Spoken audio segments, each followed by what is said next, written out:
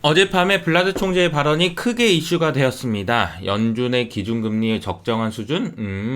내가 계산해줄게. 자, 어디 보자. 이렇게, 7%인데?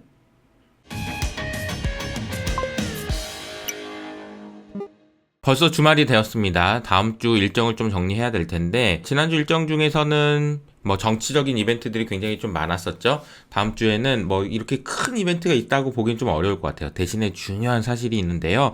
목요일과 금요일에 미국 시장이 휴장입니다. 오늘은 시장과 관련된 이야기, 그리고 이제 블라드 총재가 워낙 이슈가 됐기 때문에 블라드 총재에 대한 이야기, 그리고 EM, 신국에 대한 이야기 해보도록 하겠습니다. 자, 먼저 주가를 보시면요. 다우는 장 초반에 블라드 총재 영향으로 다 많이 빠졌다가 낙폭을 상당히 크게 회복하고 있는 모습을 보실 수가 있습니다. 나스닥 같은 경우에도 0.3%까지 낙폭을 축소했습니다. 그러니까 차익 실현 매물도 굉장히 많지만 그 안에 저가 매수 세력 혹은 숏커버를 계속해야 돼 라는 수급도 계속 있는 거라고 보시면 되겠네요. 시장의 색깔은 이런 모습이었고요. 전반적으로 헬스케어 업종과 애플 정도가 눈에 띄는 것 같습니다. 기업 뉴스 중에서는 이 뉴스가 가장 돋보였죠. 테슬라를 이끌 잠재적인 CEO 후보를 찾는다라는 이야기가 나왔습니다. 그래서 테슬라 임원이 일론 머스크가 향후에 테슬라를 이끌 잠재 CEO 후보를 찾았다라고 얘기를 했는데 누구인지는 밝혀지진 않았어요. 그리고 일론 머스크는 트위터에 새로운 CEO 뽑을 것이라고 밝혔습니다. 그러니까 지금 일론 머스크를 보면은 저도 하는 일이 많아가지고 이 일도 하고 저 일도 하고 복잡하고 머리도 아프고 막 그런데 일론 머스크는 도대체 무슨 생각을 하면서 하루를 사시는지 모르겠어요. 트위터 걱정했다가 법정에도 갔다가 테슬라도 했다가 정말 많은 일을 하고 있는데, 이런 일들이 테슬라 주주 입장에서는 테슬라에 좀 더 집중해줬으면 좋겠다라는 생각도 하나 있는데, 트위터의 CEO를 뽑는다고 하니까 내년부터는 좀 테슬라 잘 챙겨줬으면 좋겠다라는 생각. 그리고 테슬라의 향후에 잠재 CEO 후보를 찾았다라는 얘기는 과거에 애플이 팀쿡의 시대로 오면서부터 주가가 많이 반등하기 시작했잖아요. 그런 모습도 좀 기대를 해보고 싶습니다. 저도 이렇게까지 생각해보진 않았는데 데이터 센터하고 가뭄이 굉장히 밀접한 관계가 있었네요. 최근 데이터에 따르면은 미국 전역에서 50.4%가 가뭄 상태래요. 그래서 최근에 기후와 관련된 이야기가 많이 없긴 했는데 다시 또 미국에서 가뭄에 대한 이야기가 나오고 있는 것 같습니다. 물이 부족해가지고 데이터 센터 운영에 타격을 입을 수 있다. 근데 데이터 센터 하는데 물이 왜 필요하죠? 데이터 센터에 엄청난 열을 배출하기 때문에 이 열을 식히기 위해서는 물이 필요하다라는 겁니다.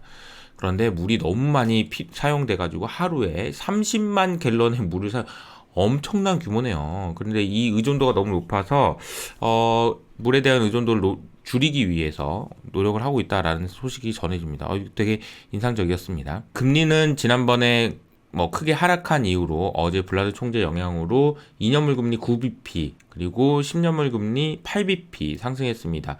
자세히 보시면 2년물 금리가 4.45 그리고 10년물 금리가 3.75니까 거의 두 금리 차이는 거의 70bp에 육박하는 수준까지 벌어져 있습니다. 엄청나게 많이 벌어진 거예요. 국채 시장도 쇼커버링 물량이 많다라는 얘기입니다. 주식 뿐만 아니라 국채도 지금 계속 쇼커버가 있다. 쇼커버가 있다라는 것을 무엇으로 알 수 있냐면요. 모든 만기에서 선물 계약이 미결제 약정 하락하고 있기 때문입니다. 미결제 약정이 계속 증가하면은 내가 숏을 할 거야, 롱을 할 거야 이런 사람들이 많아질수록 미결제 약정이 증가하는데 이게 하락하고 있다는 얘기는 내가 또 이거 완전 틀렸네. 숏했던 거 완전 틀렸으니까 커버해야지. 금리가 올라갈 줄 알았는데 계속 빠지니까 물량들이 계속 늘어나고 있다라는 걸 의미합니다. 환율 시장은 계속해서 혼조 상태를 유지하고 있어요. 106.7 유로화도 마찬가지고요. 엔화도 마찬가지입니다. 자, 이런 전망도 나오네요. 도이치뱅크에서 유로화와 엔화 전망이 나왔는데요. 유로화 기준으로 내년 말까지 1.1불 이상 올라갈 수 있다라는 이야기가 나왔습니다. 연준이 내년 하반기에 정책 완화할 경우에 지정학 이슈가 존재해도 1.1 수준은 회복할 수 있다. 연준이 좀 봐주면 우리도 1.1까지 갈 수 있어. 이런 의미라고 보시면 되겠습니다. 대신에 엔화는 BOJ가 정책 전환을 언제 할지 모르기 때문에 위험이 있다라고 얘기를 했습니다. BOJ가 내년 3월달이 구로다 총재 임기가 만료되는 시점이기 때문에 그 시점을 전후해서 BOJ의 정책이 전환될 가능성에 대한 관심이 커지고 있는 상황이에요. 유가가 어제 4%나 급락했어요. 천연가스는 2.5% 상승 꿈틀꿈틀하고 있습니다. 원유 관련해서는 어제 세계 3대 기구의 석유 시장 전망이라는 이야기가 나왔는데요. 좀 특이했던 부분들이, 자 보시면 오펙, 사우디를 중심으로 한 오펙은 석유 수요 전망을 최근에 많이 낮췄습니다. 그리고 EIA나 IEA는 이제 오히려 늘렸어요. 그러면서 이거 왜 그런 거지? 이거 왜 이렇게 많이 낮췄지? 라고 해서 봤더니 이제 기사에서는 이것 때문에 감산하려고 했었구나라는, 감산의 이유로 요거를 댔구나, 약간 의도성이 보입니다. 유럽의 에너지와 관련돼서는 일단 한숨 났던 건 맞아요. 올해는 그래도 재고가 많이 쌓였기 때문에, 그리고 천연가스 가격도 엄청 걱정했던 수준보다는 많이 낮아져 있는 상황이기 때문에 그렇게까지 걱정은 안 해도 돼가 많은데, 그래도 긴장은 늦추지 말자, 이런 내용들이 나와 있습니다. 블라드 형이 어제 이제 등판을 했는데요. 블라드 형에 대한 이야기를 좀 해보도록 하겠습니다. 우선 블라드 형 얘기하기 전에 크리스토퍼 월러 연준 의원이 무슨 얘기를 했는지를 좀 볼게요. 이분은 다음 달 50bp 인상 고려하기에 좀 더 편안한 상태다라고 얘기를 했습니다. 그러니까 50bp 정도 인상해도 괜찮을 것 같아 라는 이야기를 하신 거죠. 그러니까 되게 비둘기파적인 이야기를 하신 겁니다. 향후에 데이터에 달리긴 했지만 사실 최근에 빅테크의 해고 소식 등등을 감안하면 일단 12월 초에 나오는 고용지표는 좀 둔화될 가능성이 크죠. 그리고 물가도 물론 지금 내려온 속도만큼 계속 내려갈지 모르겠습니다만 내려갈 가능성이 크고요. 그렇다고 한다면 50bp 인상 가능성이 높지 않겠어? 라고 생각을 한 거죠. 그런데 이분, 블라드 총재님이죠. 이분이 워낙 이제 최근에 뭐 스타로 자리매김하셨고, 그래서 무슨 말씀 하시는지 굉장히 중요했는데, 기준금리는 최소 5%에서 5.25%까지 높여야 된다라고 이야기를 하셨습니다. 그런데 시장에서 관심 가졌던 거는 최소가 아니고요, 최대였습니다. 최소 5%에서 최대 7%까지 올려야 된다라는 얘기를 했거든요. 블라드 형이 생각하는 적정금리라고 해서 제가 정리를 해놓은 게 있는데요. 이 그림을 좀 설명을 드리겠습니다. 일단 인플레이션을 잡으려면 충분히 높은 수준까지 금리를 올려야 된다라는 걸 알겠지? 오케이? 그치? 그걸 올려야지. 근데 충분히 높은 수준까지 가야 된다라는 말을 할 때 충분히 높다는 걸 어떻게 할 수 있니? 그 기준이 뭐니? 라고 얘기해 보면은 우리가 테일러 룰이라는 걸 통해서 요런 식으로, 복잡하지? 알고 싶지 않지? 그래서 내가 계산해 봤어. 그랬더니 자, 원래는 이렇게 올려야 돼. 7%까지. 근데 이거 너무 심각하잖아. 그지? 그러니까 내가 좀 관대하게, 그래, 오케이. 인플레도 둔화되고, 그런다 쳐. 그래, 오케이. 그런다 친다라고 했을 때는 금리를 얼마나 올려야 되는지 내가 계산해 봤거든. 근데 이 정도야. 그러니까 내가 관대하게 해줘도 최소한 5%인 거야. 지금 벌써부터 김칫국 먹지 마. 라는 얘기를 한 거죠. 그리고 최대는 7%까지 원래 올려야 되는 거야. 라고 얘기를 한 거라고 보시면 되겠습니다. 블라드 총재가 강조하고 싶었던 건 그건 것 같아요. 테일러 준칙에 따르면 7%까지 올려야 되는데 7% 그러면 니네들 안 들을 거잖아. 그러니까 최소한 5에서 5.2%까지는 올려야 된다라는 걸 강조하신 게 아닌가라는 생각이 듭니다. 이러면은 이제 우리가 당장 나오는 얘기가, 형 그러면 다 죽어, 우리 다 죽어 라는 얘기잖아요. 그런데 여기에 대해서도 블라드 총재가 딱 한마디 했습니다. 안 죽어. 누구는? 미국은. 이렇게 얘기를 했는데요. 세인트루이스 연준이니까 세인트루이스 연준에서 계산하는 스트레스 인덱스라는 것이 있어요. 이 지수는 굉장히 최근에도 여전히 낮은 수준을 유지하고 있습니다.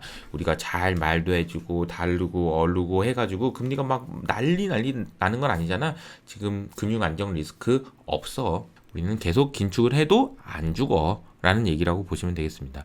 사실 그 블라드 총재의 발언 자체가 굉장히 호키시했던 발언임에도 불구하고 제가 생각할 때 시장은 잘 견뎌냈다라고 볼 수 있을 것 같아요. 골드만삭스도 기준금리 전망을 25bp 상향 조정했습니다. 골드만삭스가 블라드를 따라했나요? 아무튼 그렇습니다. 제가 요즘에 티타임즈에서 2호석 토크라는 걸 진행하고 있어요. 이제 중요한 분들 만나서 이야기를 좀 나눠보고 있는데, 세 번째입니다. 벌써 오건영 부부장님과 얘기한 내용들이 어제 방송이 됐습니다.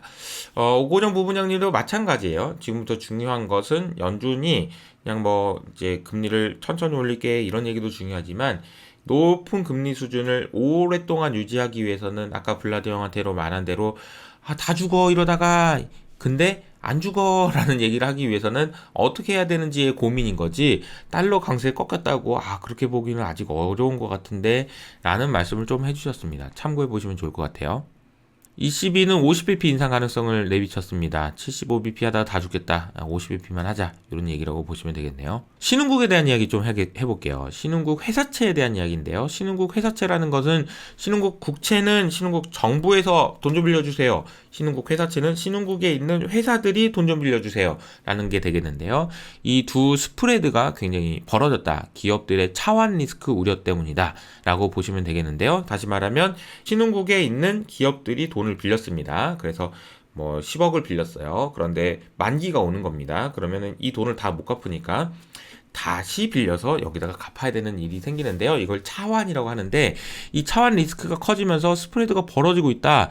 얼마나 벌어졌냐라고 보면은 이렇게 벌어졌더라고요. 와, 이게 그러니까 국채의 스프레드도 이렇게 이 정도 수준인데 회사채는 이렇게, 그러니까 지금 보면은 안 좋다는 얘기예요. 특히나 신흥국의 회사채들이 문제가 될 수 있다라는 이야기를 블룸버그에서 어제 지적했다라고 보시면 되겠습니다. 블룸버그에서 영국의 부동산 가격이 20% 조정될 수 있다라는 소식을 전했는데요. 20%요? 부동산 가격 결정 요인 등 소득이나 비용들 감안하면 조정 가능성이 매우 높은데, 지난번에 말씀드린 대로 좋아요. 뭐 부동산 가격이 빠지는 건 좋은데 부동산 펀드들에서 환매가 나올 때 환매 대응을 못하게 된다라는 것이 어떤 식으로 문제가 될지 모르겠다. 결국은 펀드에서 리스크가 생길 수 있다라는 말씀을 계속 드리고 있습니다.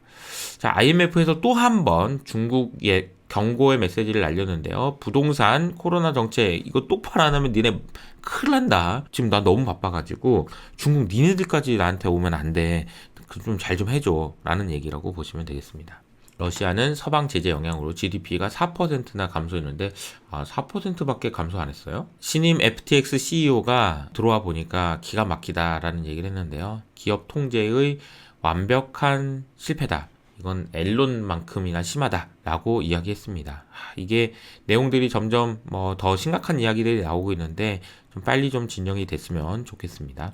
중요한 경제 지표 중에서 유로존 CPI는 계속 올라가고 있습니다. 어제 보이는 것처럼 미국과 유럽의 상황은 정반대입니다. 한 주가 또 지나갑니다. 이제 벌써 연말이 다가오고 있는데요. 어제 수능도 끝났지만 사실 연말이 되면은 격려가 필요한 분들이 정말 많은 것 같아요.